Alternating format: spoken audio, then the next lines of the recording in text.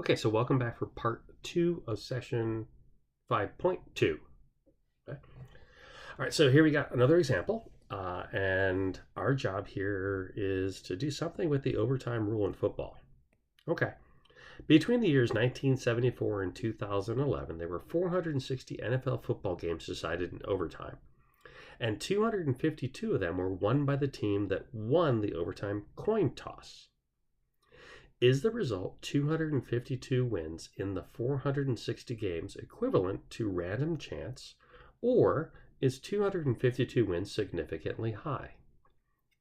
We can answer that question by finding the probability of the 256 wins or more in 460 games and assume that wins and losses are equally likely. Okay, so why is this binomial?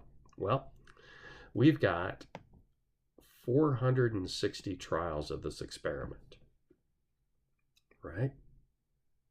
And our job is to assume that winning and losing are equally likely and check and see if that 252 wins falls into the range of an acceptable number of wins, or is it more, or in this case, less isn't a possibility, but more than you would expect. Right? Because in a perfect world, if it's equally likely, half should win, half should lose, and half should be 230. And 252 is more than 230. The question is it more enough that we should go, hey, you know what? Winning the coin toss affects the outcome. All right, so let's check and see. If we assume that winning and losing are equally likely, those would be both 0.5. Our x can be 0 or 1 or 2 or all the way up to possibly 460. I want to find out the probability that x will be greater than or equal to 252. Because if you can find me that probability, I can use those rules about significantly high or significantly low to figure this out. Now, just as a reminder, significantly high, if we're working with probabilities, is there a 5% or less chance of that occurring? So I don't know what this answer is, but I know if this is less than or equal to 5%, I would say, this is not by chance, and winning that coin toss matters. If it's more than 5%, I'm just going to go, yeah, I'm okay with that. All right, so let's see if we can figure this out. Now, from the last session, can we all agree that this is a right tail problem, meaning that we're looking at finding 252, 253, 254, and bigger. I can't do that on my calculator, so I'm going to rewrite this as a left tail problem. I'm going to calculate this on my calculator and then do the subtraction also on the calculator. So first things first, I've got my n's, my p's, my q's, and my x's figured out. I'm going to go to my calculator, find that binomial CDF. There are 460 trials. We're assuming that it's a fair, equally likely outcomes, and we want 251 to be our upper limit. And then 1 minus that number. And I get that this is about 2.2%. So what does that mean? That's a really small percent. That's way less than that 5% mark we're looking for. So I would say then that 252 wins is significantly high And more importantly, I would make an argument that this somehow affects that outcome. That winning the coin toss changes the chance that you will win the game, or that winning the game is dependent on whether or not you won the coin toss. Okay. Well, that was interesting. I didn't think that 252 was enough bigger to get that low of a percent, but I trust the math. I do trust the math. Okay. All right, moving on. Based on a Harris poll, 60% of adults believe in the devil. Right? Assuming that we randomly select 50 adults, calculate the following. What is the probability that exactly 40, and what is the probability that at least 40 believe in the devil? Right? All right, so we're assuming this is we're setting this up to be a binomial problem, right? Where we have 50 trials of this experiment. The probability of success, and the success here is that they believe in the devil, because that's what we're counting, is going to be 0.6, 60% from up here. Failure, again, they don't ask for this, but it'd be 40%. And then x could be 0 or 1 or 2 or 3 or all the way up to 50. So there's the numbers that we need to make the math. Part A says, or reads, find us the probability that exactly 40 believe in the devil. So that's the probability that x is exactly 40. Right? All right. I know how to do that exactly. That's a PDF problem. So I go to my distribution. I find that binomial PDF command. The trials are 50. The probability of success is 0.6. The x value we want is exactly 40. And we paste that back in, and we see that that is a, wait, what? 0.14% chance. I'll leave that off with a 0 so you can see that. Okay. How is that so low? Well, the reason it's so low, when you think about the tree diagram, at every point, remember, they could either believe in the devil or not believe in the devil, and believe in the devil or not believe in the devil, or believe in the devil, whoops, or not believe in the devil. And every single time it doubles. What I mean by that is there's 2 branches when you talk to one person. There's 4 branches when you talk to a second person. If I talk to 40 people, there's 2 to the 40th branches.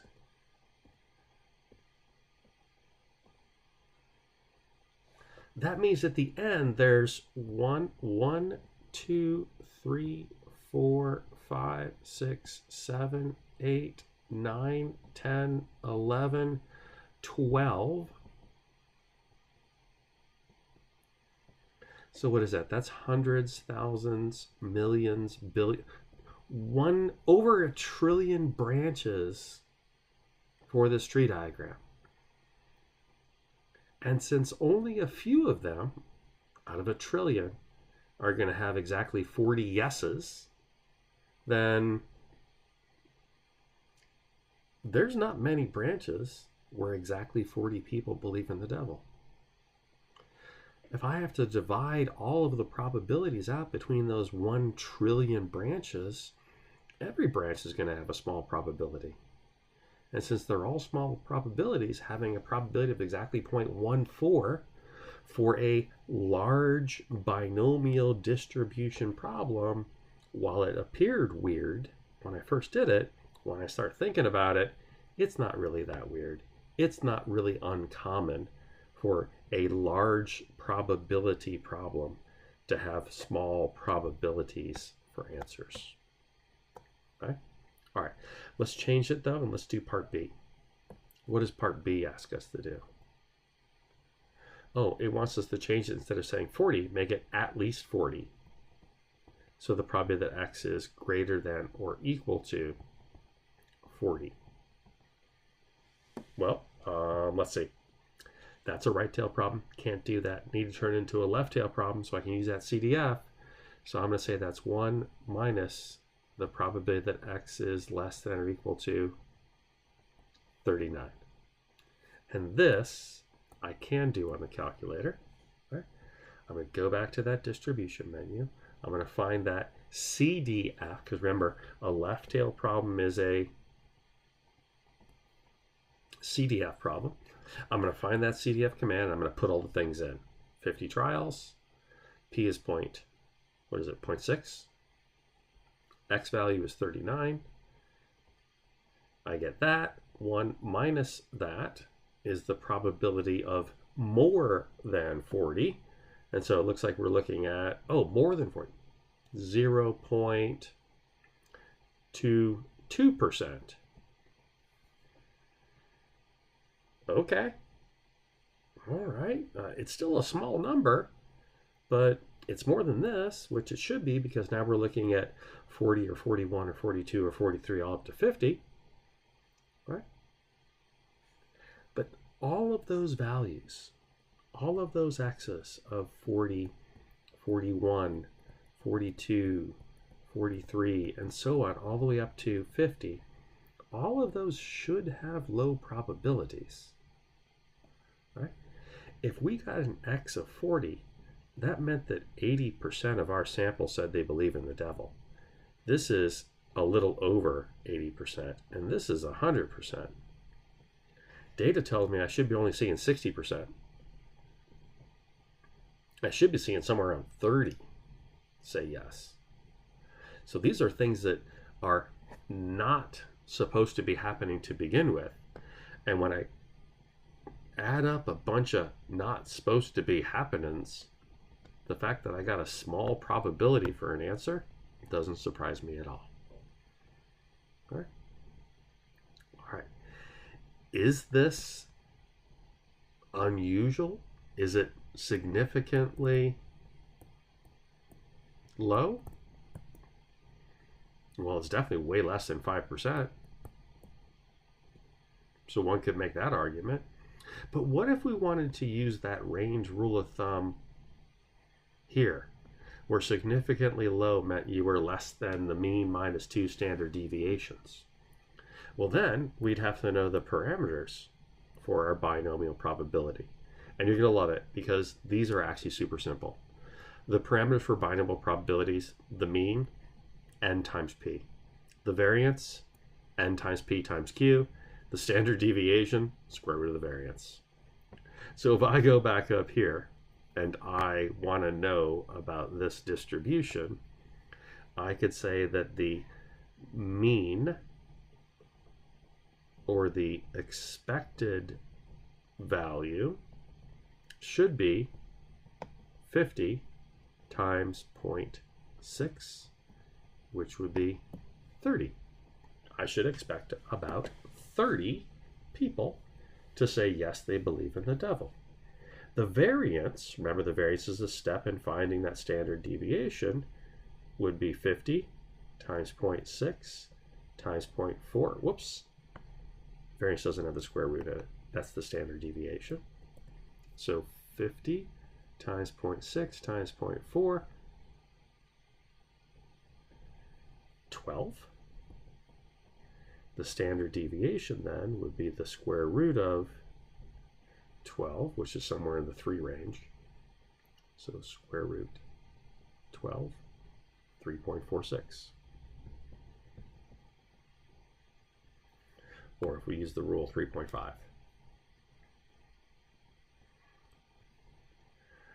So what does that mean? Well, I should expect to, if I ran this experiment again and again and again and again and again, and talked to 50 people, then talked to 50 other people, then talked to 50 other people, and talked to 50 other people, my average, my expected value, my mean should be somewhere around 30. I would have a standard deviation of 3.5. So is more than 40 people saying yes? Is that a significantly high value? Well, I don't know. Let's check and see. The mean is 30.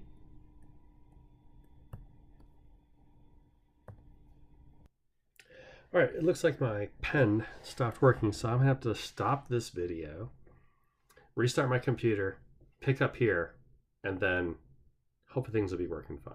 See you back here for part 3. So we can finish literally the last question in 5.2.